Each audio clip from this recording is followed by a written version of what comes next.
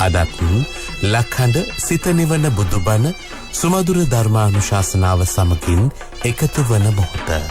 සදහැවතුනි, ධර්ම ශ්‍රවණය සඳහා අපි සාදු සිත පෙරදැරිව තැන්පත්ව සෝදානම් වෙමු.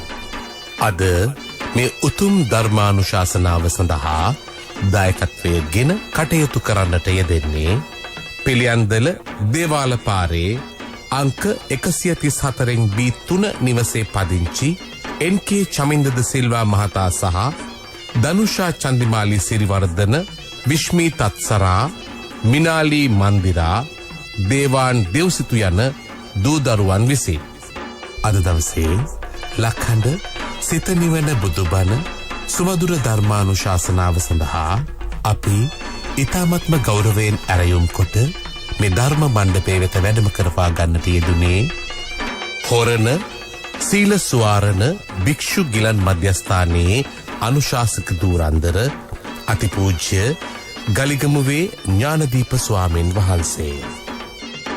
අපේ හාමුදුරුවනේ, ඔබ වහන්සේව ඊ타මත්ම ගෞරවයෙන් පිළිගනිමින් සදහැ සිතින් ඇරයුම් කරනවා මේ සියලු දෙනා වෙනුවෙන් ලක්හඬ සිත නිවන බුදුබණ සුමధుර ධර්මානුශාසනාව පවත්වන හැටියට අවසරයි අපේ හාමුදුරුවනේ. සාදු සාදු සාදු.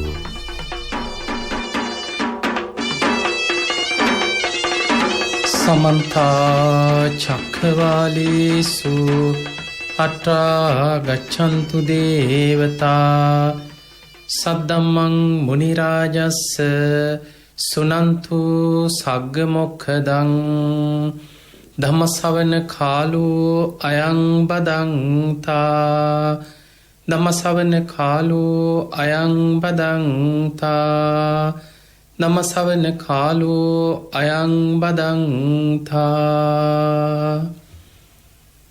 නමෝ තස්ස භගවතු අරහතු සම්මා සම්බුද්දස්ස නමෝ තස්ස භගවතු අරහතු සම්මා සම්බුද්දස්ස නමෝ තස්ස භගවතු අරහතු සම්මා සම්බුද්දස්ස.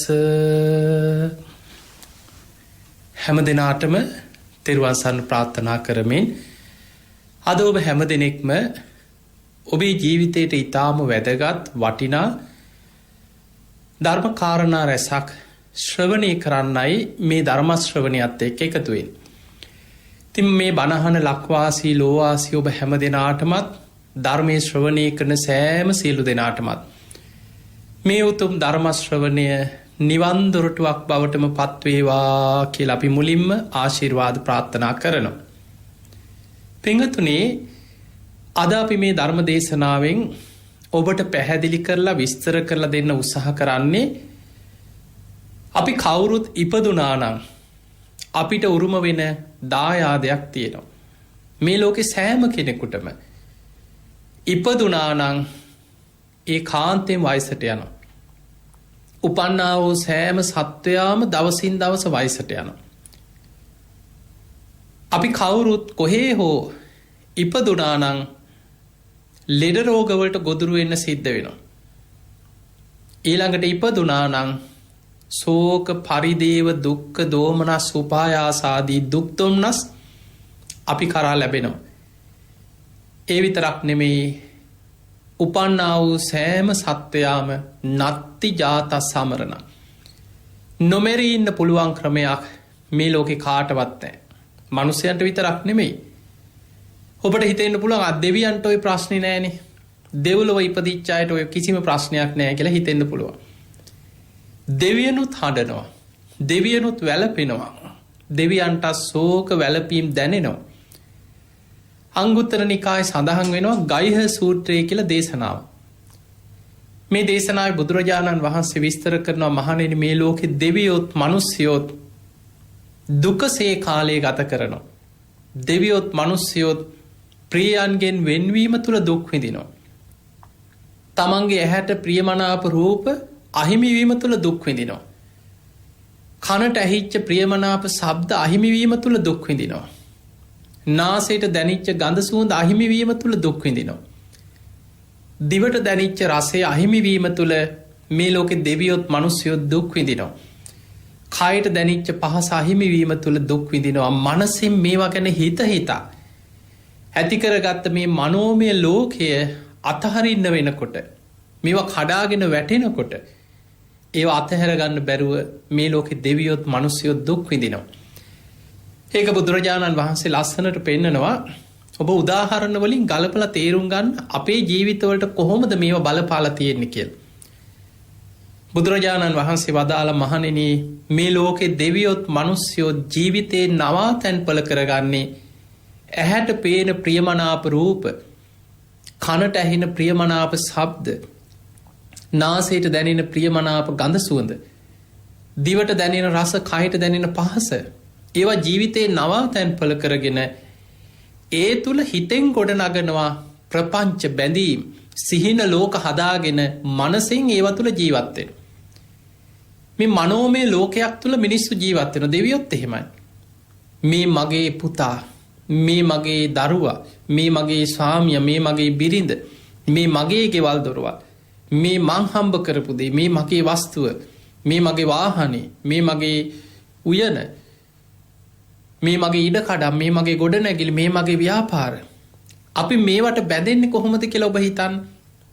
ඇසට පේන රූපයක් ඔස්සේ, කනට ඇහෙන ශබ්දයක් ඔස්සේ, නාසයට දැනෙන ගඳ සුවඳ ඔස්සේ, දිවට දැනෙන රස ඔස්සේ, කයට දැනෙන පහස. මේ පංච කාමයන් ඔස්සේ තමයි මේ සියලු කාම බන්ධන අපි හදාගෙන තියෙන්නේ. දෙවියොත් එහෙමයි. දෙවියන්ට කෙලෙස් තියෙනවා. ඒ නිසා දෙවියන්ටත් ආදරය, තරහව, ගැටීම, ද්වේෂය, බය තැති ගැනීම දැන් දජග්ග සූත්‍රය බහලා ඇතිනේ. භයංවා චම්බිතත්තංවා ලෝමහංසෝවා. දෙවියොත් බය වෙනවා. දෙවියොත් තැති ගන්නවා. දෙවිවරුත් ලොමු ඩැහැ ගන්නවා. එතකොට මේ ස්වභාවයේ දෙවියන්ට මනුස්සයන්ට කාටත් ඇති වෙනවා ලෝකේ. දෙවිවරු ඇලුම් කරනවා මේ මගේ දිව්‍ය විමානේ, මේ මගේ පිනට පහළ වෙච්ච දේ කියලා ඒකට ඇලුම් කරනවා. මේ මගේ දිව්‍ය මේ රතේ ඒකට ඇලුම් කරනවා. මේ මගේ දිව්‍ය පිරිස, මේ මගේ දිව්‍යාංගනාව, මේ මගේ දිව්‍ය සේනාව කියලා ඒ සැප සම්පත් වලට ඒවට ඇලුම් කරනවා. හැබැයි බුදුරජාණන් වහන්සේ වදාළ මහණෙනි මේ සියල්ල අනිත්‍යයි. සබ්බේ සංඛාර අනිච්චාති. සියලු සංස්කාරයන් අනිත්‍යයි. සබ්බේ සංඛාරා දුක්ඛාති. මේ සියලු සංස්කාරයන් දුකයි. සබ්බේ ධම්මා අනාත්තාති. මේ සියලු ධර්මයන් හේතු නිසා හටගත්ත මේ සියල්ල අනාත්මයි. මම මගේ මගේ ආත්මයයි කියලා මට ඕන විදිහට මගේ වසඟේ තියාගන්න බෑ මේ කිසි දෙයක්. ඒ නිසා අපි කොච්චර මේවා මම මගේ දේවල් මේ මගේ කියලා අල්ලන්න හැදුවත් ඒවා වෙනස් වෙනවා. ගෙවල් දොරවල් විනාශ වෙලා යනවා. ඉඩකඩම් සමහරලාවට ඒවා කවුරු හරි හොරවපු හදාගෙන අයිති කරගන්න පුළුවන්. සමහර නඩු වලින් පෙරදිලා අනුන්ට අයිති වෙනවා. ගින්නෙන් විනාශ වෙනවා. සුළඟෙන් විනාශ වෙනවා. ජල ගැලීම් වලින් විනාශ වෙනවා. භූමි කම්පා වලින් විනාශ වෙනවා. ඊළඟ රජ්ජුරුවන්ට එක රැයෙන් ඔබේ වස්තුව රාජසන්තක කළ අයිති කරගන්න පුළුවන්. මේ මගේ ගොඩනැගිලි, මගේ ව්‍යාපාරෝ මොනවා කියේවත් එක රැයෙන් මේවා සියල්ල අහිමි වෙන්න පුළුවන්. ඔබේ දරුවෝ ඔබ හිතනවා අනේ මේ අය මාව අතහැරලා යන්න එපා. හැමදාම මට මේ අයත් එක්ක මේ විදිහේ ජීවිතයක් මෙහෙම ආදරෙන් සතුටින් මේ නෑදෑයෝ, දරුවෝ, යාළුවෝ, හිතවත්තු එක්ක මේ විදිහටම ඉන්න තියෙනවනම්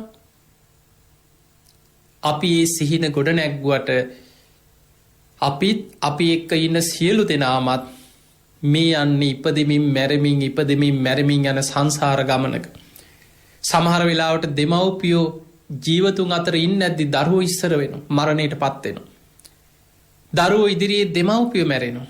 සහෝදරයෝ ඉදිරියේ සහෝදරිය මැරෙනවා. ස්වාමියා ඉදිරියේ බිරිඳ මැරෙනවා. බිරිඳ ඉදිරියේ ස්වාමියා මැරෙනවා.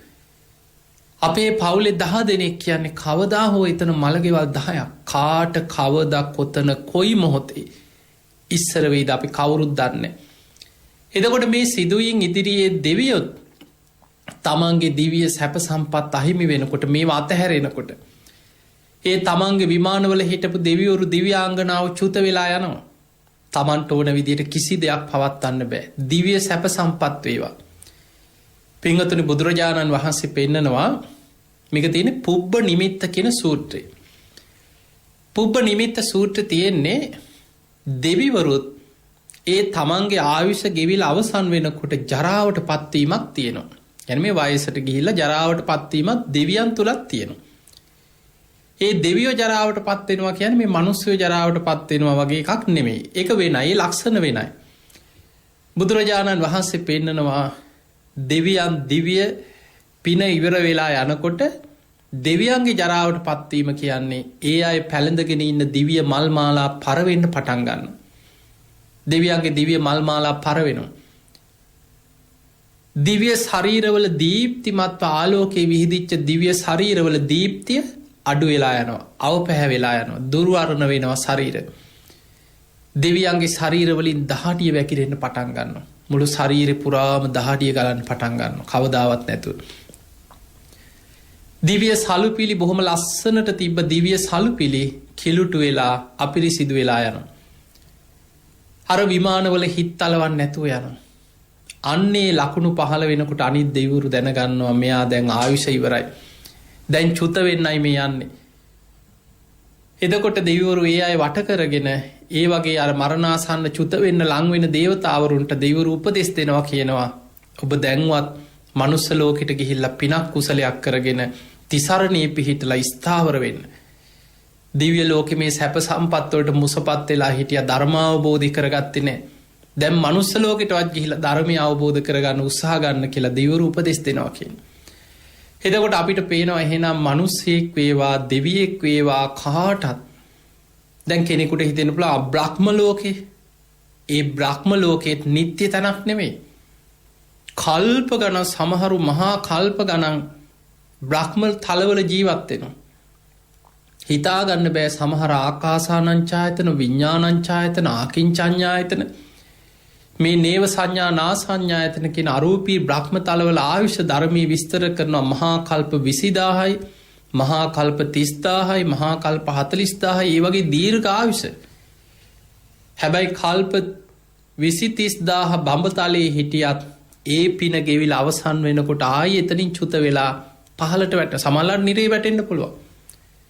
තිරිසන් ලෝකෙට වැටෙන්න පුළුවන් අකුසලයක් බලවත් වුණොත්. මේක තමයි මේ සංසාර ගමනේ තියෙන භයානකකම. ඒ නිසා පිංගතුනේ හැම වෙලාවෙම අපිරණයක් තමයි මම ලෙඩ වෙන කෙනෙක්. මම වයසට යන කෙනෙක්. මම ජරාවට පත්වෙන ශරීරයක් ඇති කෙනෙක්. මේ ප්‍රිය කරන දේවල් ප්‍රිය වස්තු මට යම් දවසක අතහැරලා දාලා යන්න සිද්ධ වෙනවා. මේ දේවල් අපි අවබෝධයෙන් නිතර මෙනෙහි කරගෙන ජීවත් වෙනවා නම් අපිට අනිත්‍ය දේ අනිත්‍ය වෙලා යනකොට හිත හදාගන්න පුළුවන්. දුක් දේ දුකට අයිති වෙනකොට හිත හදාගන්න පුළුවන්. මේක තමයි ජීවිතයේ ස්වභාවය කියලා. අනාත්ම දේ අනාත්ම වෙලා යනකොට හිත හදාගන්න පුළුවන්. හැබැයි මේක හිතලා වටහාගෙන නුවණින් විමසලා නැති කෙනා අනිත්‍ය දේ අනිත්‍ය වෙනකොට ඔළුවට ගහගන්නවා පපුවට ගහගන්නවා සිහි නැතුව වැටෙනවා. සමහරුන්ට පිස්සුව හැදිලා නතර වෙයි. ඇයි අපිට මෙහෙම වුණේ කියලා අහන. ඇයි අපිටම මෙහෙම වෙන්නේ කියලා අහන. ඒ අය සමහරලාවට තමන්ට කරදරයක් එනකොට හිතන්නේ මේක තමන්ට විතරමයි උනේ කියලා. පින්වතුනි ඔබ දවස ගානේ ලෝකෙ දිහා බලන්න. දවසකට කී දෙනෙක් ලෝකෙ මේ යනවද? කී දෙනෙකුට ප්‍රියයන් අහිමි වෙනවද? කී දෙනෙක් ලෙඩ ඉස්පිරිතාලවලට ගිහිල්ලා ඇවිදලා බලන්න. මේ ඉස්පිරිතාලවල වාට්ටුවල ලෙඩ්ඩු පිරිලා. දැන් කෙනෙකුට සමහරලාට අපේ හිතමු පිළිකාවක් හැදුනා මොනවා හරි හොඳ කරගන්න බැරි ලෙඩක් හැදුනා ශරීරේ මොනවා හරි එවැනි ලක්ෂණයක් මතුවුණා. සම්පූර්ණයෙන් මනසෙන් වැටෙනවා ඇයි මටම මෙහෙම වුනේ? ඇයි මටම මෙහෙම වුනේ කියලා.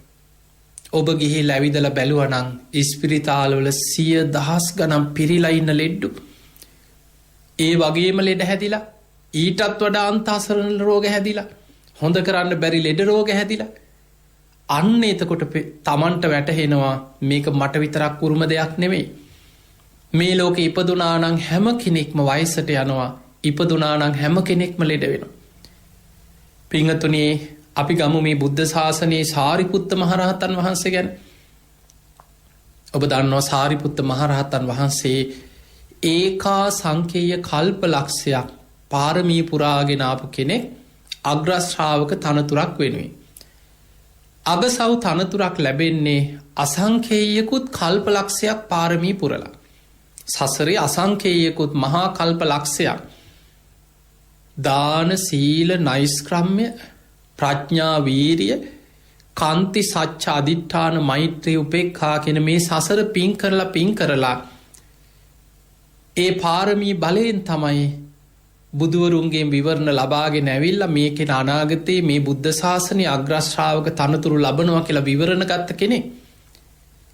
එතකොට මෙහෙම ඇවිල්ලා සාරිපුත්ත හාමුදුරුවෝ එදා රූපසාරී බැමිණියගේ පුතෙක් හැටියට උපතිස්ස ගිහි නම. එයාගේ යාළුව තමයි කෝලිත බොයි කතාව අහලා තියෙනවා.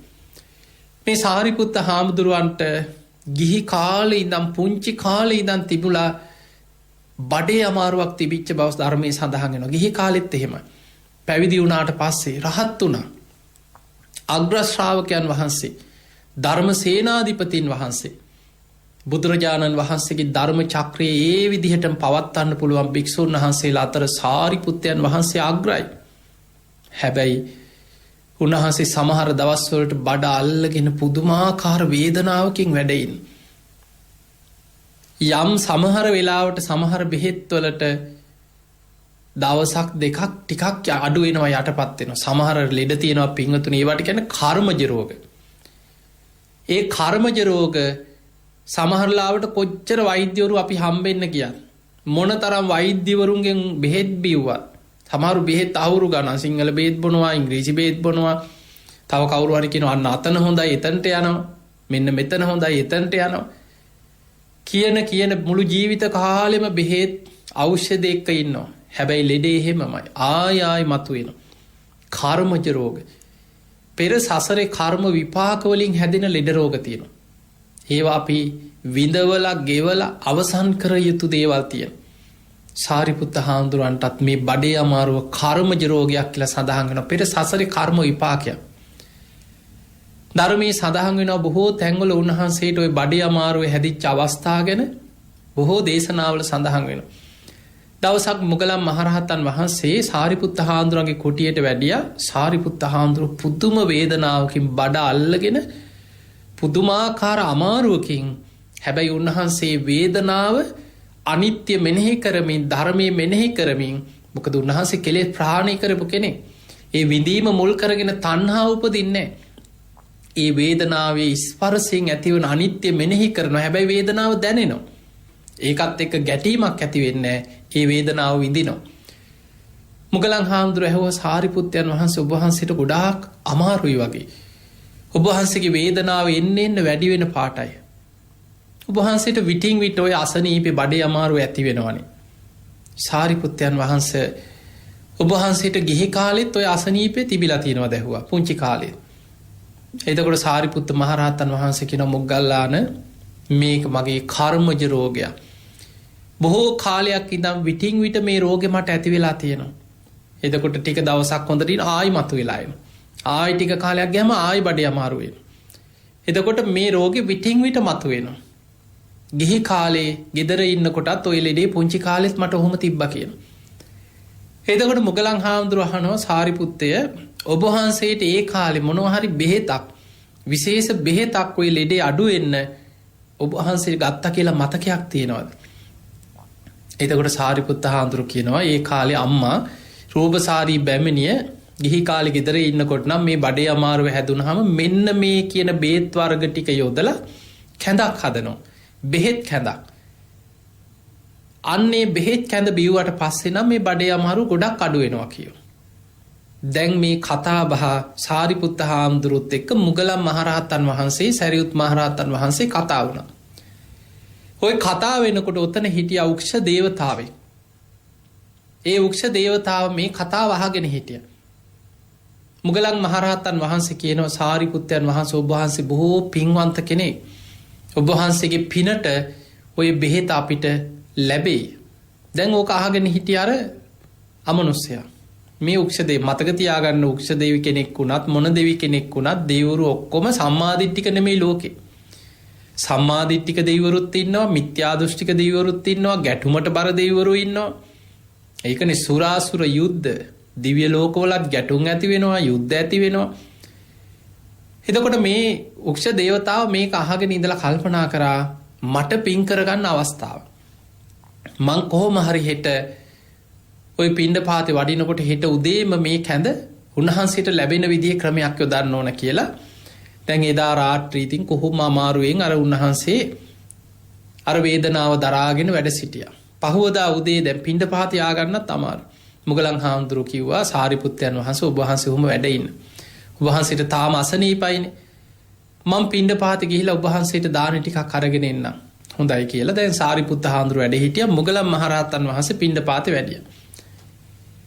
එහෙම වැඩම කරද්දී යන පළවෙනි ගෙදරින්ම පිණ්ඩපාතේ යනකොට අර කැඳේ එක හදලා ස්වාමීනී ඔබ වහන්සේට අද විශේෂ බෙහෙත් කැඳක් අපි ගෙදර හැදුවා කියලා පාත්තරයට අර කැඳ එක පූජා කරා. මුගලන් මහරහතන් වහන්සේට මතක් වුණා ඊයේ රාත්‍රී අපි කතා කරපු සාරිපුත්තයන් වහන්සේගේ බඩේ අමාරුවට මේ ගන්න කැඳනේ අද මේ හම්බුනේ. හරිම ආශ්චර්යයි. සාරිපුත්තයන් වහන්සේ මහා පින්වන්ත කෙනෙක්. උන්වහන්සේගේ පිනටමයි මේ කැඳ එක නම් අද ලැබිලා තියෙන්නේ. කැඳ පාත්‍රය අරගෙන උන්වහන්සේ ඉක්මනට ආවා සාරිපුත්ත මහරහතන් වහන්සේ ගාවට. ආපහු ඇවිල්ලා කිව්වා සාරිපුත්තයන් වහන්සේ ඔබ වහන්සේ හරි පින්වන්තයි. ඊයේ රාත්‍රී අපි කතා වුණා ඔබ වහන්සේගේ අසනීපෙට ඔබ වහන්සේගේ මෑණියන් හදලා පූජා කරපු මේ බෙහෙත් කැඳ ගැන.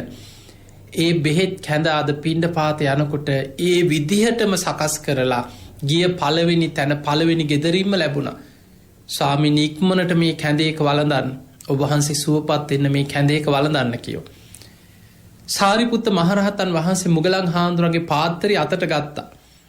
හැබැයි පාත්තරය අතට අරගෙන කැඳ එක වළඳන්න ලං කරලා ආයමත් උන්වහන්සේ හිතුවා කොහොමද මේ කැඳ එක එහෙම ලැබුණේ. මොකද අපි මෙතන කාටවත් හදලා දෙන්න කීවේ නෑ. කවුරුත් මෙතන හිටියෙත් නෑ පේන්න. සාරිපුත්ත හාමුදුරුවෝයි මුගලන් මහරහතන් වහන්සේ විතරයි මේ සාකච්ඡාවේ යෙදුනේ එදා එතන. කලින් දවසේ රාත්‍රී උන්වහන්සේ අධිෂ්ඨාන කරලා ප්‍රඥාවෙන් නුවණින් බැලුවා කොහොමද මේ කැඳ එක ලැබුණේ.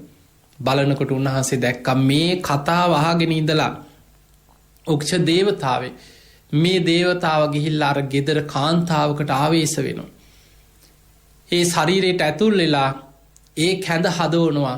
ඒ සකස් කරලා පූජා කරලා තියෙන. සාරිපුත්ත මහරහතන් වහන්සේ කැඳ පාත්තරේ හේමම බිමට හැලුවා. මුළු පාත්තරේම බිමට හැලුවා. උන්වහන්සේගේ අසනීපෙට බෙහෙතක් හැටියට ලැබිච්ච බෙහෙත් කැඳ. උන්වහන්සේ අධිෂ්ඨාන කරන්නේ මේ කැඳ එක ආජීවයෙන් අපිරිසිදුයි.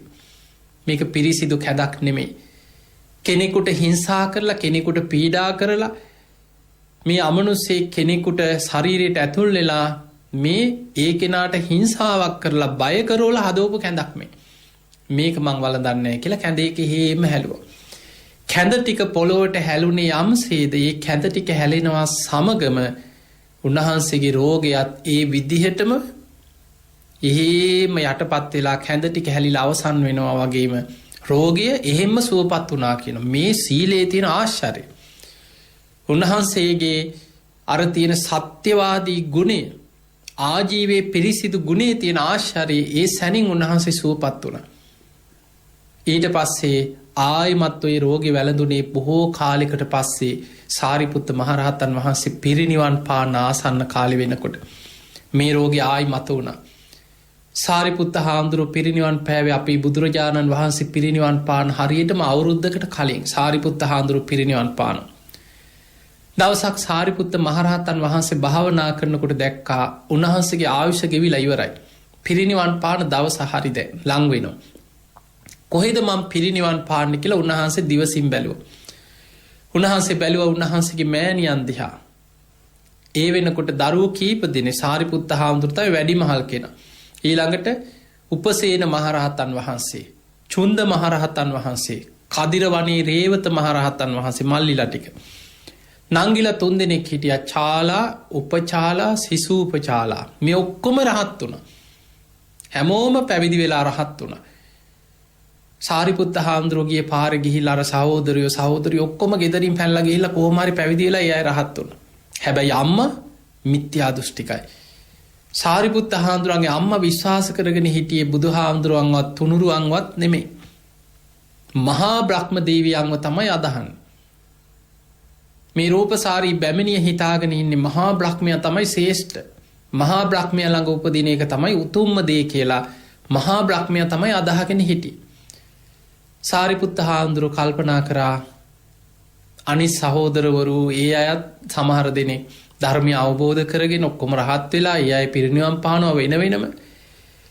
සාරිපුත්ත හාමුදුරුවොත් පිරිනිවන් පෑවොත් අම්මා තාම මිත්‍යා දෘෂ්ටිකයි. ඒ නිසා කොහොම හරි අන්තිම වෙලාවේ පිරිනිවන් පාන්න ගෙදරට වැඩම කරලා මේ මෑණියන්ව තිසරණී පිහිටෝලා ධර්මය අවබෝධ කරෝලා පිරිනිවන් පානවා කියලා අදිෂ්ඨාන කරගෙන බුදුරජාණන් වහන්සේ ළඟට ගිහින් වන්දනා කළා. කිව්වා ස්වාමීනි භාග්‍යතුන් වහන්සේ මට පිරිනිවන් පාන්න දින ලං වෙනවා. ස්වාමීනි භාග්‍යතුන් වහන්සේ මට පිරිනිවන් පාන්න අවසර දෙන සේක්වා කියලා. බුදුරජාණන් වහන්සේ අහනවා සාරිපුත්ත ඔබ කොහෙද පිරිනිවන් පාන්නේ? ස්වාමීනි භාග්‍යතුන් වහන්සේ මම නිවසට රජගහ නුවර නාලන්දාවේ මගේ නිවසට වැඩම කරනවා. මෑණියන්ට ධර්මයේ දේශනා කළ මෑණියන්වත් ධර්මයේ පිහිටෝලා නිවසේ පිරිනිවන් පාන. බුදුරජාණන් වහන්සේ අහනවා සාරිපුත්ත ඔබ තනියමද මේ ගමන වඩින්නේ? නෑ ස්වාමීනි මගේ සහෝදර වෙච්ච චුන්ද මහරහතන් වහන්සේත් 500ක් ශිෂ්‍ය භික්ෂූන් වහන්සේලාත් මේ ගමනට මා සමග එකතු වෙලා ඉන්නවා. බුදුරජාණන් වහන්සේ සාරිපුත්ත සංඝයා රැස් කරලා සාරිපුත්ත මහරහතන් වහන්සේගේ ගුණ බොහෝ වර්ණනා කරන්නට යෙදුණා. මහණෙනි මේ සාරිපුත්තයන් වහන්සේ ධර්ම සේනාධිපතීන් වහන්සේ තථාගතයන් වහන්සේගේ ධර්ම චක්‍රය ඒ විදිහටම පවත්වන භික්ෂූන් වහන්සේලා අතරින් සාරිපුත්තයන් වහන්සේම අග්‍රයි කිය. බුදුරජාණන් වහන්සේ දේශනා කරන මහණෙනි සාරිපුත්ත යම් ප්‍රදේශයක යම් දිසාවක වැඩ ඉන්නවා නම් තථාගත බුදුරජාණන් වහන්සේට ඒ දිසාවේ ඉන්න සංඝ පිරිස දිහා බුදු ඇස යොමු කරලා විශේෂයෙන් ඒ අය ගැන හොයන්න දෙයක් නැහැ කිය. සාරිපුත්තයන් වහන්සේ අම්මා කෙනෙක් වගේ සියලු සංඝයාට පිහිට වෙන කෙනෙක් කියලා සාරිපුත්ත හාමුදුරන්ගේ ගුණ වර්ණනා කරලා කියනවා මහණෙනි සාරිපුත්තයන් වහන්සේ පිරිනිවන් පෑවට පස්සේ අඩක්ම පාළුවට ගියා වගේ දැනෙයි කියනවා. කියලා සාරිපුත්ත හාමුදුරන්ගේ ගුණ කියලා බුදුරජාණන් වහන්සේ අවසර දීලා කියනවා මහණෙනි සාරිපුත්තයන් වහන්සේ පිරිනිවන් පාන්න යන ගමනේ සංඝයා පෙර ගමන් යන්න කීවා. මගට යනකම් නගරේ දොරටුව ළඟට යනකම් සාරිපුත්ත හාමුදුරු සමග පෙර ගමන් යන්න කිව්වා. බුදුරජාණන් වහන්සේගෙන් අවසරගෙන උන්වහන්සේ වටේට 3 වතාවක් ප්‍රදක්ෂිනා කරලා බුදුගුණ කිය සාරිපුත්ත හාමුදුරු වන්දනා කරා. පස්සෙන් පස්සට වැඳගෙන බුදුරජාණන් වහන්සේ නොපෙනෙන තෙක් පසුපසට වැඩම කරා. එතනින් අවසරගෙන පිටත් වෙලා සංඝයා උන්වහන්සේ සමග නගරේ දොරටුව ළඟට යනකම් ආවා. අන්න එතනදී සංඝයාගෙනුත් අවසර අරගෙන චුන්ද මහරහතන් වහන්සේ කියන්නේ සාරිපුත්ත හාමුදුරුවන්ගේ මල්ලි සහෝදරය. තවත් 500ක් ශිෂ්‍ය භික්ෂූන් වහන්සේලා සමග නාලන්දාවේ නිවසට වැඩියා. හැබැයි ඉස්සෙල්ලාම ගෙදරට ගියෙත් නැහැ. මොකද තාම අම්මා බැන ඉන්නේ. මේ මගේ දරුවෝ ඔක්කොම ගිහිල්ලා පැවිදි කරගත්තා කියලා තුනුරුවන්ටම බැන ඉන්නේ. ඒ වෙලාවේ චුන්ද මහරහතන් වහන්සේ ඒ අසලට වැඩම කළ පණවිඩයක් ඇරියා. සාරිපුත්තයන් වහන්සේ චුන්ද මහරහතන් වහන්සේ සමග මේ පිරිසත් එක්ක ඇවිල්ලා ඉන්නවා නිවස අසලට. හැබැයි අම්මා හිතුවේ මං හිතුවා ඉතින් කවදා හරි ආපහු එයි කියලා. හිතුවේ දැන් ඇවිල්ලා දැන් ආයි ගෙදර ඉන්න ඇවිල්ලා දැන් සිවුරු ඇල්ලලා ගෙදර අර දීපල වස්තුව බලාගෙන ඉඳි. ඒ වගේ අදහසක් තමයි මේ අම්මට ඇති වුනේ. ගෙදරට එන්න අවසර දුන්නා. සාරිපුත්ත හාමුදුරන්ගේ ගිහි කාලේ උන්වහන්සේගේ කාමරේම සූදානම් කරලා දුන්නා. එදා සාරිපුත්ත හාමුදුරුවෝ හැබැයි අම්මා නෙමේ සාරිපුත්ත හාමුදුරුවෝ දැන් චුන්ද හාමුදුරුවෝ සංඝයා නිවසට වැඩියට මේ අම්මා තමන්ගේ කාමරේ බොහොම මාන්නෙන් ඉන්න උජාරුවේ. මං යන්නේ මං මොකටද මගේ පුතෙක්නේ මං මොකටද එහෙම කියලා මාන්නෙත් එක්ක මේ අම්මා බොහොම මාන්නක්කාර විදියට හිටියා. ඉතින් එදා රාත්‍රී වෙනකොට සාරිපුත්ත මහරහතන් වහන්සේගේ බඩේ අමාරුව ආයෙමත් උස්සන්න වුණා. මේ බඩේ අමාරුව එන්න වැඩි වෙනවා. ලේ සමග බඩේලි යනවා, ලේ වමන යනවා. පඩික්කම් පිරෙන්න ලේ අයින් කරා කියන චුන්ද හාමුදුරුවෝ. දැන් සාරිපුත්ත හාමුදුරුවෝ අසනීපෙන් කියලා අම්මා දැනගත්තා. හැබැයි ඒත් ටිකක් මාන්නයි. යන්නද නැද්ද? ඔහොම හිත ඉන්නවා. ඔය අතරේ රාත්‍රී සතර දිසාවෙන් විශාල දිව්‍යමය ආලෝකයන් 4ක් සාරිපුත්ත හාමුදුරන්ගේ කුටියට ඇතුල්ලුණ. මේ ආලෝක 4ම අර අම්මා දැක්ක පුදුම ආලෝක 4ක් නේ සාරිපුත්තයන් වහන්සේගේ කුටියට. ඒ ආවේ සතරවරන් දෙවියන්. සාරිපුත්ත මහරහතන් වහන්සේට වන්දනා කරලා කියනවා ස්වාමීනි ඔබ වහන්සේට උපස්ථාන කරන්න අපිට අවසර දෙන්න. සාරිපුත්ත හාමුදුරුවෝ කියනවා සතරවරන් දෙවියනි මේ මට උපස්ථාන කරන්න මේ චුන්ද ස්වාමීන් වහන්සේ වැඩ ඉන්නවා මේ 500ක් මගේ ශිෂ්‍ය භික්ෂූන් වහන්සේලා ඉන්නවා. ඒ නිසා දෙවිවරුන්ගේ උපස්ථාන මට දැන් අවශ්‍ය නැtei කියනවා. ඒ වෙලාවේ සතරවරන් දෙවියන්ට අනුශාසනාවක් කරා. සතරවරන් දෙවියන් සාරිපුත්ත මහරහතන් වහන්සේට වන්දනා කරලා නොපෙනී ගියා. පිටත් වෙලා ගියා. අර අම්මා හිමීට මේක ඈත ඉඳන් බලාගෙන ඉඳලා භික්ෂුන් වහන්සේලාගෙන් අහනවා මොකක්ද අර ආලෝකයක් ආවේ අර හතර පැත්තේ. එතකොට මේ භික්ෂුන් වහන්සේලා කියනවා සාරිපුත්තයන් වහන්සේට උපස්ථාන කරන්න. සතරවරන් දෙවියන් 4 දෙනා 4 දිසාවෙන්ම ආවේ සාරිපුත්ත හාමුදුරන්ට උපස්ථාන කරන්න. අන්න අර අම්මගේ මාන්නේ චුට්ටක් බිඳුණා. මගේ පුතාට උපස්ථාන කරන්න සතරවරන් දෙවියනුත් එනවා. අන්න මාන්නේ ටිකක් බිඳුණා. ඒත් තව මාන්න අධිකයි. ඔය වෙලාවේ දැන් රාත්‍රී වෙනකොට මැදියම් යාම වෙනකොට සාරිපුත්ත හාමුදුරන්ගේ අසනීප තවත් වැඩි වෙනවා. විශාල දීප්තිමත්ම ආලෝකයක් මවාගෙන ඊට වඩා ප්‍රභාස්වර ආලෝකයකින් දේවතාවෙක් සාරිපුත්තයන් වහන්සේගේ කුටිය මුළු ගේම ආලෝකමත් කරගෙන කුටියට ඇතුල් වුණා. වන්දනා කළා කියනවා ස්වාමීනි මම දෙදෙව්ලොවට අධිපති ශක්‍ර දෙවියන්. ඔබ වහන්සේ මට අවසර දෙන සේක්වා ඔබ වහන්සේට අපෝපස්ථාන කරන්න මේ මොහොතේ. සාරිපුත්ත මහරහතන් වහන්සේ කියනවා ශක්‍ර දෙවියනි මට උපස්ථාන කරන්න මේ සංඝයා ඉන්නවා. ඒ නිසා ශක්‍ර දෙවියන්ගේ උපස්ථාන මට දැන් අවශ්‍ය නැත. මේ සංඝයා මට උපස්ථාන කරනවා. ඉතින් ශක්‍ර දෙවියන් සාරිපුත්ත හාමුදුරන්ට වන්දනා කරලා සතුටු සාමීචයෙන් ධර්ම කතාවේදීලා වන්දනා කරලා නොපෙනී ගිය ආලෝකේ පිට වෙලා ගියා. දැන් අර අම්මා මේ ආලෝකයක් බලාගෙන ඉඳලා භික්ෂුන් වහන්සේලාගේ විමසලා අහනවා අර දැන් විශාල ආලෝකයක් ඇතුළුනේ ඒ මොකක්ද කියලා ඇහුවා. භික්ෂුන් වහන්සේලා කියනවා මේ දෙදෙව්ලොවට අධිපති ශක්‍ර දේවේන්ද්‍රයා සාරිපුත්ත මහරහතන් වහන්සේට උපස්ථාන කරන්න අවසර ඉල්ලගෙන ආවේ. සාරිපුත්තයන් වහන්සේ උපස්ථාන ප්‍රතික්ෂේප කරා සංඝයා උපස්ථාන කරනවා. අර අම්මගේ මාන්නේ තවත් ටිකක් බිඳුණා. මගේ පුතාට උපස්ථාන කරන්න ශක්‍ර දෙවියොත් එනවා. අන්න මාන්නේ තව ටිකක් බිඳුණා. එතකොට බලන්න මේ මාන්නේ කියන එක කෙනෙකුට ධර්මාවබෝධය කරගන්න කොච්චර බාධා වෙනවද කියලා. ඒකට ධර්මයේ කියන්නේ තම්බ කියලා දැඩි ගතිය. සමහර වෙන්නේ මම නම් පිළිගා කවුරු කිව්වත් මං එහෙම නැමෙන් අන්න ඒ වගේ දැඩි ගතිය තියෙන සමහරුන්. ඒ දැඩි ගතිය මාන්නේ බිඳිච්ච තැන තමයි එයාට ධර්මාවබෝධයට මනස සකස් වෙන්නේ. දැන් ශක්‍ර දෙවියෝ ඇවිල්ලා ගියත් ඒත් මේ අම්මගේ හිත පැහැදුනා. ඒත් මාන්නයත් එක්ක තවත් යනවද නැද්ද මං උන්වහන්සේ ළඟට යනවද නැද්ද කියලා දැන් තමන්ගේ කාමරයට වෙලා හිත හිතා මාන්නෙන් ඉන්නවා.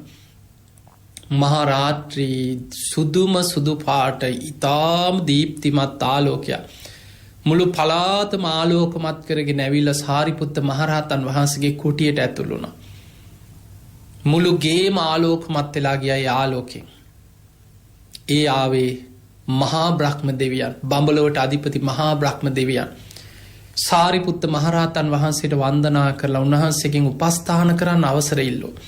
සාරිපුත්ත මහරහතන් වහන්සේ කියනවා බ්‍රහ්ම දෙවියනි මේ මට උපස්ථාන කරන්න චුන්ද මහරහතන් වහන්සේ ඇතුළු සංඝයා වැඩ ඉන්නවා. ඒ නිසා මහා බ්‍රහ්ම දෙවියන්ගේ උපස්ථාන මට මේ මොහොතේ අවශ්‍ය නැහැ.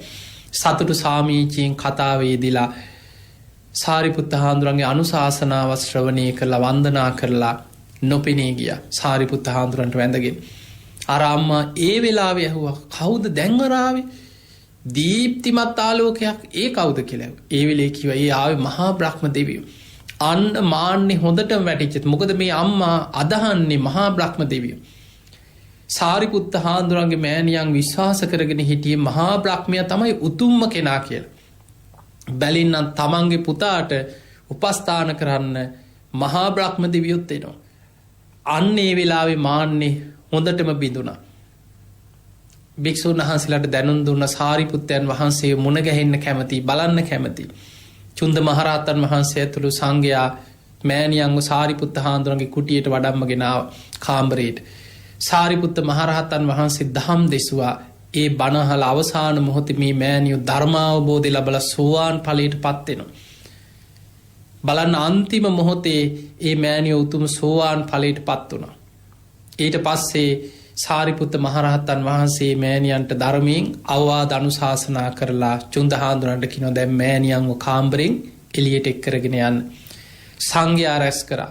සංඝයාට ධර්මයෙන් අවවාද අනුශාසනා කරලා කියනවා මහන් ආශ්මතුනි මෙපමණ කාලයක් ඔබ වහන්සේලාව මං ඇසුරු කරා. මගේ සිතෙන් කයෙන් වචනෙන් ඔබ වහන්සේලාට යම් වරදක් යම් සිත්විදීමක් යම් අපහසුතාවයක් යම් දවසක හෝ ඇති වුණා නම් ඔබ වහන්සේලා මට සමා වෙන්න කියනවා. බලන්න මේ සාරිපුත්තයන් වහන්සේගේ නිහතමානීකම. සාරිපුත්ත මහරහතන් වහන්සේ ගැන ධර්මයේ සඳහන් වෙන්නේ උන්වහන්සේ පාපිස්සක් වගේ කියන. සාරිපුත්තයන් වහන්සේ උපමා කරන්න. දැන් ඔබ දන්නවා පාපිස්ස මිනිස්සු කකුල් පිහගෙන යන දෙයක්. එතකොට සාරිපුත්තයන් වහන්සේගේ නිහතමානීකම උපමා කරන්න උන්වහන්සේ පාපිස්සක් වගේ. උන්වහන්සේ කිසිවක් නොදන්න කෙනෙක් වගේ. මේ ප්‍රඥාවන්තයන්ගෙන් අග්‍ර ධර්ම සේනාධිපතීන් වහන්සේ කිසිවක් නොදන්න කෙනෙක් වගේ නිහතමානී ජීවිතයක් උන්වහන්සේ ගත කරේ. භික්ෂුන් වහන්සේලා කියනවා අනේ ස්වාමීනි ඔබ වහන්සේ වගේ උතුම් කෙනෙක් ඇසුරේ ඉන්න ලැබීම අපිට භාග්‍යයක්මයි. මේ ඇසුරු කරපු කාලය තුළ ඔබ වහන්සේට අපගෙන් යම් වරදක් අඩුපාඩුවක් යම් සිත් ඇවුලා ඔබ වහන්සේට යම් අපහසුතාවයක් අපේ ජීවිත කාලේ අපි අතින් වුණා නම් අපට සමාවන සේක්වා. සාරිපුත්ත හාමුදුරුවෝ මේ සියලු දෙනාට ධර්මයෙන් අවවාද අනුශාසනා කරලා උන්වහන්සේ සිවුර ඒකාංශ කළ පොරෝගෙන සිංහ සෙයියාවෙන් සැතපීලා පළවෙනි ධ්‍යානයට දෙවෙනි ධ්‍යානයට තුන්වෙනි ධ්‍යානයට හතරවෙනි ධ්‍යානයට සමවැදිලා ආකාසානංචායතන විඤ්ඤාණංචායතන ආකින්චඤ්ඤායතන නේව සංඥා නා සංඥායතන කියන අරූප ධ්‍යානයන්ට සමවැදිලා නිරෝධ සමාපත්තියට සමවැදුනා. ඒ සමාපත්තිය අඩු කරගෙන ආයි පළවෙනි ධ්‍යානයටම ඇවිල්ලා පළවෙනි ධ්‍යානයෙන් දෙවෙනි ධ්‍යානයට දෙවනි ධ්‍යානයෙන් තුන්වෙනි ධ්‍යානයට තුන්වෙනි ධ්‍යානයෙන් හතරවෙනි ධ්‍යානයට සමවැදිලා හතරවෙනි ධ්‍යානයෙන් නැගී සිටිනවා සමගම සාරිපුත්ත මහරහතන් වහන්සේ පිරිනිවන් පාවදාලා. දැන් බලන්න මේ බුද්ධ ශාසනයේ ධර්ම සේනාධිපතීන් වහන්සේ අසංඛේයකොත් කල්පලක්ෂයක් පාරමී පුරපු සාරිපුත්තයන් වහන්සේත් ලෙඩ වුණා. උන්වහන්සේත් ගිලන් වුණා. උන්වහන්සේට මාරාන්තික බඩේ අමාරුවක් මුළු ජීවිත කාලෙම විටින් විට ඇති වුණ.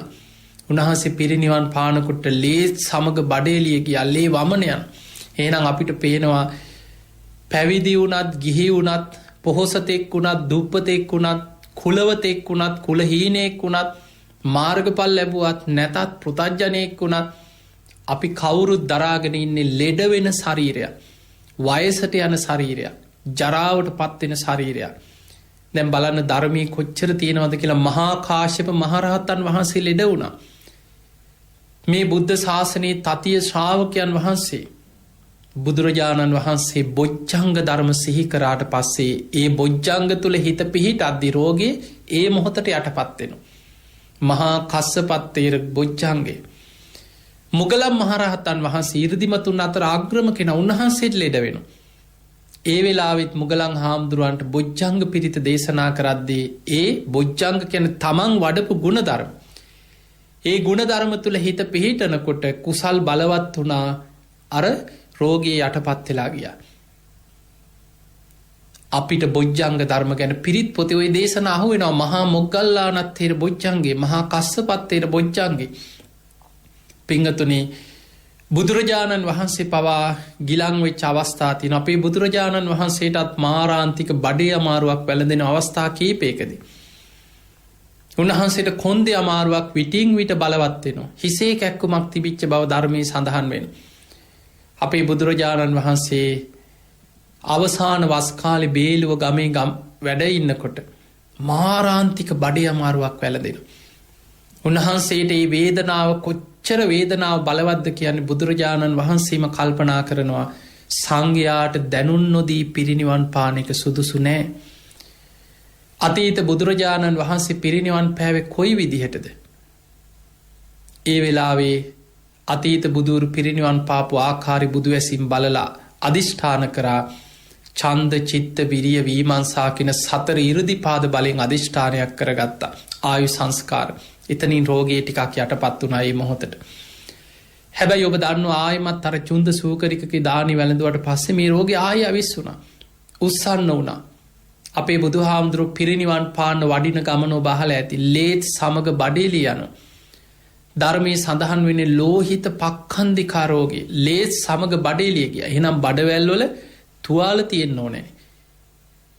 බුදුරජාණන් මේ බුදු කෙනෙක් සාරා සංකේය කල්පලක්ෂයක් පාරමී පුරලා බුදු වෙන ආත්මේ අවුරුදු 6කට ආසන්න කාලයක් දුෂ්කර ක්‍රියා කරලා ලෝතුරා සම්මා සම්බුද්ධත්වයට පත්වෙච්ච ඔබ මම සරණ ගිය අපේ බුදුරජාණන් වහන්සේට ලෙඩ වුණා නම් අපි ගැන කවර කතාද? ඒ නිසා හැම වෙලාවෙම හිතන්න මම දරාගෙන ඉන්නේ ලෙඩ වෙන ශරීරයක්. මම පරිහරණය කරන්නේ ජරාවට පත්වෙන කයක්, වයසට යන ශරීරයක්. කවදා කොතන කොයි මොහොතේ හෝ මේ ශරීරය අතහැරලා මට යන්න සිද්ධ වෙනවා කියලා හැම වෙලාවෙම නුවණින් විමසමින් මේ කය පරිහරණය කරන්න. පින්වතුනි ඔබ දන්නවා ගිරිමානන්ද ස්වාමින් වහන්සේ. අද අපි ගිරිමානන්ද මේ පිරිත් පොතේ තියෙනවා මේ දේශනාව. උන්වහන්සේ ලෙඩ වුණා, ගිලන් වුණා. බුදුරජාණන් වහන්සේ බොජ්ජංග ධර්ම ගැන ගිරිමානන්ද ස්වාමින් වහන්සේට ඒ වෙලාවේ දස සංඥා ගැන විස්තර කරලා ආනන්ද හාමුදුරන්ට කිව්වේ ආනන්ද ගිරිමානන්ද භික්ෂුවට ගිහිල්ලා මෙන්න මේ දස සංඥා ගැන කියන්න කිව්වා. අනිත්‍ය සංඥා, අනත්ත් සංඥා, ආදීනව සංඥා, පහාන සංඥා, විරාග සංඥා, නිරෝධ සංඥා, සබ්බ ලෝකේ අනබිරත සංඥා, සබ්බ සංකාරේසු අනිච්ච සංඥා, ආනාපාන සති. මෙන්න මේ භාවනා 10ක් කියලා දුන්නා. ඒ භාවනා 10ම උන්වහන්සේ වඩපු කෙනෙක්. ඒ නිසා ආනන්ද හාමුදුරුවෝ මේ භාවනා ගැන කියනකොට ඒ තුල හිත පිහිටලා ඒ මොහොතේ උන්වහන්සේ සුවපත් වෙනවා. එහෙමනම් අපිට පේනවා මේ බොජ්ජංග පිරිත ඊළඟට දස සංඥා ගැන සඳහන් වෙන ගිරිමානන්ද සූත්‍රය වගේ දේශනාවල යම් පමණකට ඔබට ලෙඩක් රෝගයක් යම් වේදනාවක් ඇති වුණාම ඔබ වඩපු ගුණධර්ම සිහි කරලා ඒ ගුණධර්ම තුල හිත පිහිටවනකොට ඒ පින බලවත් වෙලා යම් ප්‍රමාණයකට රෝගී යටපත් වීමක් වෙනවා. හැබැයි මතක තියාගන්න අපිට සදාකාලිකව මේ ලෙඩක් නැතුව ඉපදිලා ඉන්න පුළුවන් ක්‍රමයක් ලෝකේ නැහැ. එහෙමනම් ඒක ධර්මයේ නෙමෙයි. ඔබ දන්නවා බුදුරජාණන් වහන්සේ අවබෝධ කරගත්තේ ආර්ය සත්‍ය, චතුරාර්ය සත්‍ය. ඒ ආර්ය සත්‍යයේ පළවෙනි ආර්ය සත්‍ය තමයි ජාතිපි දුක්ඛං, ඉපදීම දුකක්. ඉපදුනා නම් ඒ කාන්තෙන් ලෙඩ වෙනවා, ලෙඩවීම දුකක්. ඒක ආර්ය සත්‍යයක්. එහෙනම් අපිට ආර්ය සත්‍ය වෙනස් කරන්න බෑ. ලෙඩ වෙනවා. අපි දරාගෙන ඉන්නේ ලෙඩ වෙන ශරීරයක්. වයසට යනවා. ඒක ආර්ය සත්‍යයක්, දුක්ඛාර්ය සත්‍යයට අයිති දෙයක්. උපන්නා වූ සෑම සත්‍යයන් වයසට යනවා. මරණේ මරණම්පි දුක්ඛං. ඒකත් දුකට අයිති, දුක්ඛාර්ය සත්‍යයට අයිති දෙයක්. පිය විප්පයෝගෝ දුක්ඛ, ප්‍රියංගේ වෙන්වීම දුකක්. ඒකත් ආර්ය සත්‍යයක්. අප්පියෙහි සම්පයෝගෝ දුක්ඛ, ඒකත් ආර්ය සත්‍යයක්. තරහකාරයෝ, හතුරෝ, ඊර්ෂ්‍යාකාර මේ ජීවිත කාලෙම අපිට මුණ ගැහෙන්න පුළුවන්. ආර්ය සත්‍ය. යම් පිච්ඡන් නෙලබෙති තම්පි දුක. යමක් කැමතිද ඒ කැමති දේවල් අපිට ලැබෙන්නේ නැහැ. මගේ දේවල් මෙසේ වේවා, මෙසේ නොවේවා, අනේ මෙහෙම වෙන්න එපා. ඇයි අපිටම මෙහෙම වෙන්නේ? අපි එහෙම හිතුවා කියලා අපිට ඕන විදියට ලබන්න බෑ. අන්න ඒ නිසා මේ වෙලාවේ මේ අවබෝධය තුලින් ලෝකෙ දිහා බලන්න පුරුදු වෙන්න. අන්න ඒ නිසායි පින්වතුනි ඔබට මේ කාරණේ අද විශේෂයෙන් සිහිපත් කරලා පෙන්නුවේ. අපි කවුරුත් ලෙඩ වෙනවා. අපි කවුරුත් වයසට යනවා. අපි කවුරුත් මැරෙනවා කියන එක නිතර හිතන්න.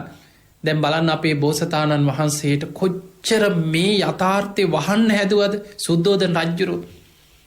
රම්මේ සුරම්මේ සුබ මාලිගාවල් හදලා සැප සම්පත් පංචකාමයන් විතරක් උන්වහන්සේට පේන්න සැලැස්සුවා. නගරේ ඉන්න ලෙඩ වෙච්ච මිනිස්සු නගරේ ඈත ප්‍රදේශයක පදිංචි කෙරෙව්වා. හදිස්සියේ හරි උන්වහන්සේ නගරේ වීදි සංචාරය කරනවා නම් රාජ බටයෝ 100,000 ගාණක් යොදවලා පාර දෙපැත්තේ ලස්සනට සරසලා සුන්දර ලස්සන දේවල් විතරයි උන්වහන්සේට පේන්න සැලැස්සුවේ. මරණාසන්න අය, ලෙඩ වෙච්ච අය, බොහොම දුක්විදින මිනිස්සු අසරණ දුප්පත් මිනිස්සු නගරේ ඈත ඈත ප්‍රදේශවල රජ්ජුරුවන්ගේ රාජ බලයෙන් ඒ අය වෙන ප්‍රදේශවල පදිංචි කෙරෙව්. නගර සිරි නරඹන්න යන මාවත් නගර වීදි සංචාරි කරද්දි හැම වෙලාවෙම සුන්දර දේවල් විතරක් බෝසතාණන් වහන්සේට පේන සැලැස්සුවා. අංගුත්තර නිකායේ සඳහන් වෙනවා සක්‍ර දෙවියන්ගේ මැදිහත් වීමෙන් සක් දෙවිදු සතර පිරිනිමිති පේන සලස්සන. මහල්ලෙක් දකින්නකොටම උන්වහන්සේට විමසන්න පටන් ගත සසර පින කියන්නේ මේ කවුද? චන්නගෙන් අහනවා. චන්න කියනවා මේ තමයි මහල්ලෙක්. එතකොට මමත් මෙහෙම වෙනවද? මමත් වයසට යනවද? ඔබත් වයසට යනවා. එතකොට මගේ අම්මා තාත්තා මගේ ඥාතීන් ඔබ චන්න ඔබ මමත් වයසට යනවා. සුද්ධෝදන රජුරුවත් වයසට යනවා. සුළු මෑණියන් හැටියට හිටපු මහා ප්‍රජාපති ගෝතමී ඒ ඇත් වයසට යනවා. හැමෝම වයසට යනවා. මෙහෙම වෙනවා. අන්න උන්වහන්සේ එතන ඉඳන් විමසන්න පටන් ගත්තා. වයසට යාමත් සමගම තරුණකම අවසන් වෙනවා නම් මොකක්ද මේ ජීවිතේ? අපි ආපහු යන් කියලා උයනට යන ගමන ආපහු හරවලා මාලිගාවට ඇවිල්ලා මේ ගැන විමසන්න පටන් ගත්තා. ආයි දවසක ආයමත් යනකොට හොඳටම ලෙඩ වෙලා රෝගියෙක් දකින්න ලැබුණා. චන්න මේ කවුද කියලා ඇහුවා.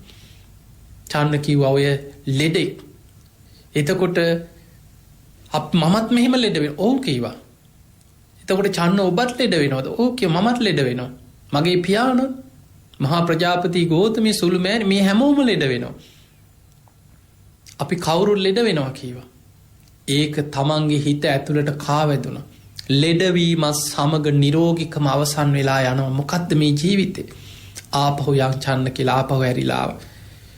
ඊළඟ දවසේ ආයි දවස් ගානකට පස්සේ උයනට යනකොට මැරිච්ච මෘත ශරීරයක් මිනිස්සු හඬා වැළපෙමින් මලකුණක් උස්සගෙන යනවා ආදාහනය කරන්න. චන්න මේ මොකද මේ මොකක්ද කියලා. ඇයි මේ මිනිස්සු හඬන්නේ? ඇයි මෙහෙම කෑ ගහන්නේ? අර කවුද උස්සගෙන යන්නේ? කිව්වා ඔය මියගිය කෙනෙක්, මැරිච්ච කෙනෙක්. මැරෙනවා කියන්නේ මොකක්ද? අන්න චන්න විස්තර කරලා දුන්නා. එතකොට මමත් මැරෙනවද? ඔබත් මැරෙනවද? මගේ ප්‍රියයන් සුද්ධෝදන රජ්ජුරු මේ ඥාති මේ වටේ ඉන්න හැමෝ අපි ඔක්කොම මැරෙනවා කියව. අන්න විමසන්න පටන් ගත්ත මේ සසර පිං පුරපු කෙනා මේ යථාර්ථය මොන විදිහට වහලා තිබ්බත් එක සිදුවීමක් දෙකක් ඇති කෙනෙකුට මුළු ජීවිතේම ආපස්සට හැරෙන. බලන්න ඔබ ඔබේ ජීවිතයේ සමහර සිදුවීම් හැබැයි ගොඩක් වෙලාවට අපේ මේ ප්‍රමාද වෙන මනසේ දේ තමයි අනුන්ට දෙයක් වුණාම හිතනවා එයාට එහෙම වුණාට අපිට තාම නෑනේ කියලා හිතන. දැන් මේ කොවිඩ් වසංගතය ගැන හිතන්න සමහරවිට අපි දුක් වෙනවා. අනේ අසවලාගේ අම්මා නැති වුණාලු. අන්න අසවලාගේ තාත්තා නැති වෙලාලු. අන්න අපේ ළඟම ඥාතියෙක් එයාගේ යාළුවෙක් මැරිලා. අනේ කී අපි දුක් වෙනවා. හැබැයි සමහර වෙලාවට ඒක අනුන්ට වුණාට වඩා තමන්ට තමන්ගේ ළඟම කෙනෙකුට තමන්ගේම පවුල කෙනෙකුට වෙනකොට අන්න තමන්ට ඒක කොච්චර තමන්ගේ ජීවිතයට දැනෙනවද? ඒ නිසා හැම වෙලාවෙම විමසන් මේ මරණය කවදා කොතන කොයි මොහොතේ ඔබ කරා මා කරා එනවද අපි දන්නේ. උපන්නා වූ සෑම සත්වයෙක්ම ලෙඩ වෙනවා. වයසට යනවා. ජරාවට පත් වෙනවා. වයසට යෑමත් සමගම ජීවිතයේ තරුණකම අවසන් වෙලා යනවා. ලෙඩවීමත් සමග නිරෝගිකම අවසන් වෙලා යනවා. මරණයත් එක්ක ජීවිතය අවසන් වෙලා යනවා. අපේ බෝසතාණන් වහන්සේ ඔය ගැනම විමසලා තමයි ලෙඩවීමක් නැති, ජරාවට පත්වීමක් නැති, මරණයක් නැති අජරාමර මේ ඉපදෙමින් මැරෙමින් යන සංසාර දුකින් නිදහස් වෙන මාර්ගයක් මං කොහොම හරි හොයාගන්නවා කියන දැඩි අධිෂ්ඨානයෙන් එදා පුංචි රාහුල පුතා ඉපදිච්ච දවසේ මේ රම්මේ සුරම්මේ සුබ මාලිකා මහා සැප සම්පත් සියල්ල අතහැරලා අභිනිෂ්ක්‍රමණය කරන්නට යෙදුනේ. ඒ නිසා පින්වතුනි අපි හැමදාම මේවා දකිනවා. දවස ගානේ එදාට වඩා කොච්චර අද අපි මිනිස්සු මැරෙන හැටි, පාරවල් වල මිනී පුච්චන හැටි, සමහර රටවල් වල අද ඔබ ඉන්දියාවේ ස්වභාවය දකිනවා ඇති. විශාලා මහනුවර වගේ පාරවල් වල තැන් වල මිනී පුච්ච ගන්න විදිහක් නැතුව මේවා දකිනවා. අපි පාරවල් වල යන්නේනකොට අපි දකිනවා වාහන හැප්පිලා මිනිස්සු ලේ පෙරාගෙන මැරෙන හැටි, දුක් විඳින හැටි, කෑ ගහන හැටි. මලගෙවල් වල අපි අනන්තවත් ගිහිල්ලා ඇති ජීවිතේ. ලෙඩ්ඩු බලන්න අපි ස්පිරිතාල වලට ගිහිල්ලා ඇති. ඔබ ලෙඩ වෙලා ඇති. අපි ජීවිතවල හැම වෙලාවෙම හිතන්න මමත් දරාගෙන ඉන්නේ ලෙඩ වෙන ශරීරයක්. මමත් දරාගෙන ඉන්නේ වයසට යන ශරීරය. මමත් දරාගෙන ඉන්නේ මරණයට පත්වෙන කය. මේක තමයි ජීවිතේ. කොහොම හරි මේ ලැබිච්ච මනුස්ස ජීවිතය අවසන් වෙන්න පෙර උතුම් ධර්මයම අවබෝධ කරගන්න මම මහන්සි ගන්නවා කියන අදිෂ්ඨානය ඇති කරගෙන වීරිය වඩන්න. ඉතින් එහෙමනම් ඔබ හැම දෙනාටම අපි ආශිර්වාද. ඔබ ලෝකෙ කොහේ හිටියත්, ඔබ ලංකාවේ හිටියත්, කැනඩාවේ ජීවත් වුණත්, ඔබ ඇමරිකාවේ හිටියත්, යුරෝපේ වෙන රටක හිටියත්, ඔබ ලෝකෙ මොන රටක කොහේ ජීවත් වුණත් ඉපදුනා නම් අපි කවුරුත් ලෙඩ වෙනවා, වයසට යනවා, මැරෙනවා. මේ කාරණේ නිතර සිහි කරන්න. ඉතින් එහෙමනම් ඔබ හැම දෙනාටම මේ ලැබිච්ච මනුස්ස ජීවිතය අවසන් වෙන්න පෙර සද්ධාදී ගුණ ධර්ම දියුණු කරගෙන උතුම් ධර්මයේම අවබෝධ කරගන්න, අප්‍රමාදීව ධර්මයේ දියුණු කරගන්න වාසනාව ලැබේවා ලැබේවා ලැබේවා කියලා අපි හදවතින් ආශිර්වාද ප්‍රාර්ථනා කරනවා. ඒ වගේම ලක්හඬ ගුවන් විදුලියේ ගයාන් මහත්මයා ඇතුළු කාර්ය මණ්ඩලයේ හැම දෙනාමත් ධර්ම ශ්‍රවණය කළ ලක්වාසී ලෝවාසී ඔබ හැම දෙනාමත් නිදුක් වේවා, නිරෝගී වේවා, සුවපත් වේවා. ආකාසට්ඨා ච බුම්මට්ඨා දේවා නාග මහිද්దికා පුඤ්ඤන්තං අනුමෝදිත්වා චිරන් රක්ඛන්තු ලෝක සාසනං. ආකාසට්ඨා ච බුම්මට්ඨා දේවා නාග මහිද්దికා පුඤ්ඤන්තං අනුමෝදිත්වා චිරන් රක්ඛන්තු දේශනං. ආකාසට්ඨා ච බුම්මට්ඨා දේවා නාග මහිද්దికා පුඤ්ඤන්තං අනුමෝදිත්වා චිරන් රක්ඛන්තු ත්වං සදා. හැම දිනාටම සම්මා සම්බුදු සරණයි. සදහැවතුනි, ඔබ වෙනුවෙන් අද දවසේ ලක්හඬ සිත නිවන බුදුබණ සුමధుර ධර්මානුශාසනාව එලෙසින් පවත්වන්නට යෙදුනේ හොරණ සීල සුවාරණ භික්ෂු ගිලන් මධ්‍යස්ථානයේ අනුශාසක ධූරන්දර අතිපූජ්‍ය ගලිගමුවේ ඥානදීප ස්වාමීන් වහන්සේ. අපේ හාමුදුරුවනේ, ඔබ වහන්සේ සිදු කරන ආගමික, ශාසනික, ධර්ම ප්‍රචාරක කටයුතු තව තවත් සිදු කරන්නට ත්‍රිවිධ රත්නයේ ආශිර්වාදයම ලැබේවායි අපි සාදු සිත පෙරදැරිව ප්‍රාර්ථනා කරමු. අවසරයි අපේ හාමුදුරුවනේ. සදහැවතුනි, ඔබ එලෙසින් ශ්‍රවණය කළ ඒ උතුම් ධර්මානුශාසනාව සඳහා අද දවසේ දායකත්වයෙන් ගෙන කටයුතු කරන්නට යෙදුනේ පිළියන්දල දේවාල පාරේ අංක 134 B3 නිවසේ පදිංචි NK චමින්දද සිල්වා මහතා සහ දනුෂා චන්දිමාලි සිරිවර්ධන, විශ්මී තත්සරා, මිනාලි මන්දිරා, දේවාන් දෙව්සිතු යන දූ දරුවන් විසින් ඔවුන්ගේ අරමුණ වී තිබුණේ අද දවසේ 6 වන උපන් දිනය සමරන දේවාන් දෙව්සිතු පුතණුවන්ගේ සියලු අපල උපද්‍රව දුරු වී නිරෝගී සුවය හා දීර්ඝායුෂ ලැබේවායි ප්‍රාර්ථනා කිරීමත්, දියණියන් දෙදෙනා වන විශ්මී තත්සරා, මිනාලි මන්දිරා යන දරුවන්ගේ අධ්‍යාපන කටයුතු සාර්ථක වී දියුණුවෙන් දියුණුවට පත් වී සියලු අපල උපද්‍රව දුරු වී නිරෝගී සුවය හා දීර්ඝායුෂ ලැබේවායි ප්‍රාර්ථනා කිරීමත්, සුජීවත්ව වාසය කරන ආච්චි අම්මාට, සියලු නෑදෑ හිතමිතුරන්ට නිදුක් නිරෝගී සුවය සහ දීර්ඝායුෂ ලැබේවායි ප්‍රාර්ථනා කිරීමත්, දේශකයන්න් වහන්සේටත් මහා සංඝරත්නයටත් නිදුක් නිරෝගී සුවය හා උතුම් චතුරාර්ය සත්‍ය ධර්මය අවබෝධ වේවායි ප්‍රාර්ථනා කිරීමයි. ඒත් එක්කම පරලෝසැපත් පීටර් ද සිල්වා ආදරණීය සීයාටත්, වයලට් කුලසේකර ආදරණීය අත්තම්මාටත් පින් අපේක්ෂාවෙන් සිටින මියගිය සියලුම ඥාතීන්ට මේ පින් අනුමෝදන් වේවායි ප්‍රාර්ථනා කිරීමත්, පවතිනා වූ මේ කොවිඩ් වසංගත තත්ත්වය ඉක්මනින්ම දුරු වී රටත් ලෝකයත් ආරක්ෂා වේවායි ප්‍රාර්ථනා කිරීමත්, මේ උතුම් කුසල කර්මය හේතුවෙන් ඉතා ඉක්මන් භවයකදී සසර දුක අවසන් කර උතුම් වූ නිර්වාණයම අවබෝධ වේවායි ප්‍රාර්ථනා කිරීමත් ඔවුන්ගේ තවත් අරමුණක් වුණා. ඔවුන්ගේ සියලු අරමුණු සාක්ෂාත් වේවා. සියලු දෙනාටම ත්‍රිවිධ රත්නයේ ආශිර්වාදයත්, සියලු දෙවියන්ගේ රැකවරණයක් ලැබේවා. අවසන දායකත්වය ගෙන කටයුතු කළ සියලු දෙනාට සේම ධර්ම ශ්‍රවණය කළ ඔබටත් සංසාර ගමන කෙලවර උතුම් වූ අමා මහ නිර්වාණ සුවය සාක්ෂාත් කර ගැනීම සඳහා චතුරාර්ය සත්‍ය අවබෝධය පිණිස මේ ධර්ම දානමය පින්කම මේ ධර්ම ශ්‍රවණය හේතු වාසනා වේවායි අපි සාදුනාදයක් පවත්වා ප්‍රාර්ථනා කරමු. ඒ ප්‍රාර්ථනාවත් සමගින් සදහැවතුනි ධර්මදේශනාව හමාර කරමින් සමුගන්නවා. 0701 551 356 දුරකථන අංකයට කතා කිරීමෙන් ඔබටත් හැකියාව තිබෙනවා ලක්හඬ සිත නිවන බුදුබණ සුමధుර ධර්මානුශාසනාවන්හි දායකත්වය ගෙන කටයුතු කරන්නට. එවෙනුවෙන් ඔබට පින් සිත් පහළ වේවා. සියලු දෙනාටම සම්මා සම්බුදු සරණයි.